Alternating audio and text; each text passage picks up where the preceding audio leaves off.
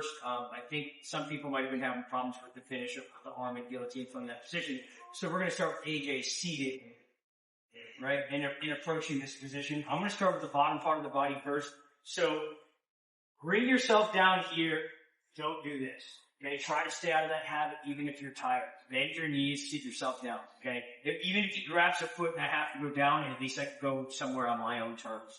Okay, so I bring myself down here. This leg is going to circle in and then back up. So just the leg, right? I'm going to circle this in and then notice my knee faces out this way so I can assist him on, look, now he sits flat.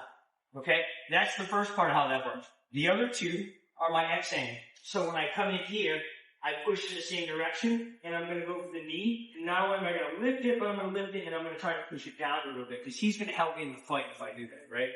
So, in here, I step to the inside, I push, and right away I get him flat. Look how it feeds perfectly into a position where I can grab the miss. Okay. We can do this arm out, or we can do an arm in. But where I ended, the arm is already out, so I'm going to just keep the arm out.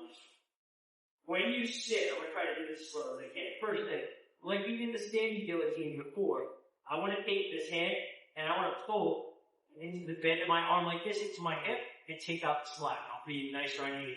Alright, so here, and I just get a little bit of squeeze and I sit down. How I'm going to finish is I'm going to step this out, and then what I want to do is sit flat. Look here like this. Does everybody see how I have a nice fold? I don't want to sit totally on the hip. I want to do more flat, and believe it or not, I'm actually turning the other way. I'm trying to actually turn into the choke like this. Why? If I just sit down with the choke, let's pretend I just sat down, right? And I try to connect the hip right away, he's going to roll.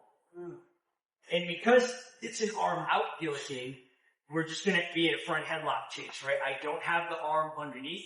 I don't have my chin grip. How does it make sense? So I'm going to do this thing again. We'll start from the beginning. Most important part of doing this is working on the part that gets you there. This could also be a very good thing for all of your passes. I will set up a lot of passes in this way, meaning I'm going to come in like this, and I'm going to try to do something along this line where I'm going to dictate what the first move is. And my first move is what? Try to pass or take something away from him. I take something away from him first, right? I don't come in and meet him where he's the best, right? My first move is this. It's like, now I just give him a pretty decent hand to come back after me, right? Make your first move count. Whereas like, if somebody's playing defense, really try to make them bite on one side. So in here, push, and I pull into this position. If you just see the head right in. Now, when you're sitting in this position, I don't want to get dumped over the top.